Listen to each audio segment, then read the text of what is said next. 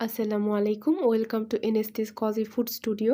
আজকে আমি আপনাদেরকে তৈরি করে দেখাবো খুবই সহজভাবে চিকেন ম্যাকারনি রেসিপি।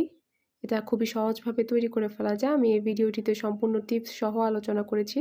তো টিপসগুলো জানতে সম্পূর্ণ ভিডিওটি দেখুন, ভিডিওটি স্কিপ করবেন না। আমি এখানে নিয়ে নিয়েছি পানি। এটাকে একটু গরম হওয়ার জন্য অপেক্ষা করতে হবে। সাথে আমি দিয়ে দিচ্ছি 1 চা চামচ পরিমাণ লবণ, 1 চা চামচ পরিমাণ সাদা তেল। সাথে আমি আরও নিয়ে নিয়েছি সবজি। এখানে প্রথমে আমি নিয়ে নিয়েছি বাঁধাকপি। বাঁধাকপিটাকে আমি এরকম চিকন করে কেটে নিয়েছি। আমি বাঁধাকপির কিছুটা অংশ এখানে নিয়ে নিয়েছি। সাথে নিয়ে নিয়েছি ফুলকপি। ফুলকপিরও আমি কিছুটা অংশ এভাবে ছোট টুকরা করে কেটে নিয়েছি। এটাকে কুচি করতে যাইনি। সাথে নিয়ে নিয়েছি গাজর।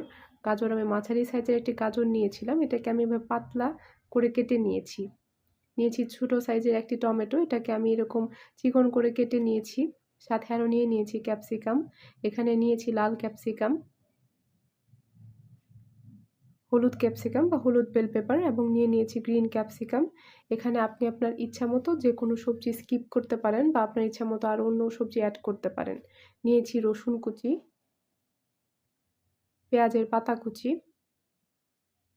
মাঝারি সাইজের একটি পেঁয়াজ আমি এভাবে কুচি করে কেটে নিয়েছি, ধনিয়া পাতা কুচি নিয়ে নিয়েছি, মরিচের ফালি করে নিয়েছি। এখানে আপনি এগুলোর পরিমাণ বাড়াতে বা একটু কমাতে পারেন আপনার স্বাদ মতো। দেখুন পানিটা ফুটতে শুরু করেছে। এ পর্যায়ে পানিটা যখন ফুটে যাবে আমি এখানে দিয়ে দিয়েছি ম্যাকারনি। এটা সেদ্ধ হওয়ার জন্য দিয়ে দিয়েছি। এটা প্রায় সেদ্ধ হতে ৮-১০ মিনিট সময় লাগবে। এ পর্যায়ে আমি একটু নেড়ে ঢাকনা দিয়ে ঢেকে রেখে দিচ্ছি। মাঝখানে দুবারের মতো চেক করে নিয়েছিলাম যাতে এগুলো কড়াইয়ের সাথে লেগে না যায়। যখন এটা সেদ্ধ হয়ে যাবে এখান থেকে পানিগুলো ছেঁকে নিতে হবে। চুলায় একটি কড়াই বসিয়েছি, সাথে তেল এবং রসুন দিয়ে দিলাম, সাথে চিকেনও দিয়ে দিলাম। এগুলোকে একটু ভেজে নিতে হবে। এ পর্যায়ে দিয়ে দিচ্ছি 1/2 চা চামচ পরিমাণ হলুদের গুঁড়া, 1/2 চা চামচ পরিমাণ মরিচের গুঁড়া, 1/2 চা চামচ পরিমাণ ধনিয়ার গুঁড়া, 1/2 চা চামচ পরিমাণ লবণ, 1/2 চা চামচ পরিমাণ জিরার গুঁড়া। এবারে দিয়ে নেব পেঁয়াজ কুচি, সাথে আমি দিয়ে দিচ্ছি মরিচের ফালি। এগুলোকে একটু ভেজে নিতে হবে। দিয়ে দিলাম 1/2 চা চামচ পরিমাণ ভিনেগার,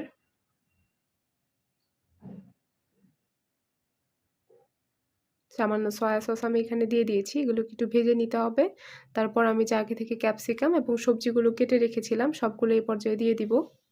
এগুলোকে ভেজে সেদ্ধ করে নিতে হবে। এখানে কোনো বাড়তি পানি যোগ করতে হবে না। এগুলোকে আমি মিক্স করে নিয়েছি। মিক্স করার পর এটাকে ঢাকনা দিয়ে ঢেকে রেখে দিব এবং তার আগে আমি পেঁয়াজ পাতা কুচি দিয়ে দিয়েছি।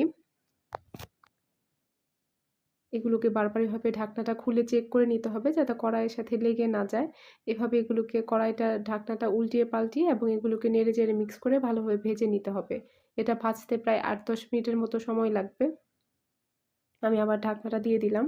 দেখুন এটা অনেকটাই ভাজা হয়ে গিয়েছে এবং সেদ্ধ হয়ে গিয়েছে। যখন দেখবেন একদম ভাজা হয়ে গিয়েছে এ পর্যায়ে আমি এখানে যোগ করে দিচ্ছি টমেটো সস। আমি এখানে মোট ৫ চা চামচ পরিমাণ টমেটো সস নিয়েছি। আপনি এটা স্কিপ করতে পারেন বা টমেটো সসের পরিমাণ আরও বাড়াতে পারেন। আমি এখন আগে থেকে যে ম্যাকারনি সেদ্ধ করে রেখেছিলাম এটা দিয়ে দিলাম। এ পর্যায়ে দিয়ে দিচ্ছি ম্যাকারনি মসলা। এটা ম্যাকারনির প্যাকেটেই ছিল। আমি সবগুলোকে মিক্স করে দিয়েছি। এবার দিয়ে দিচ্ছি ধনিয়া পাতা কুচি। আমি এখন এটাকে প্রায় ২ মিনিটের মতো একটু ভেজে নেব। দেখুন রান্না শেষ হয়ে গিয়েছে। ২ মিনিট ভাজা শেষ হয়ে গিয়েছে। কত সহজে এই রেসিপিটি তৈরি করে ফেলা যায়। এখন আমি এটাকে একটা প্লেটে উঠিয়ে নিয়েছি এবং ডেকোরেশনের জন্য আমি এখানে সবুজ ক্যাপসিকাম একটু কেটে দিয়েছি উপরে। দেখুন কত ঝটপট তৈরি হয়ে গেল। এরকম আরও অনেক রেসিপি পেতে আপনারা আমার চ্যানেলটিকে সাবস্ক্রাইব করুন। আল্লাহ হাফেজ।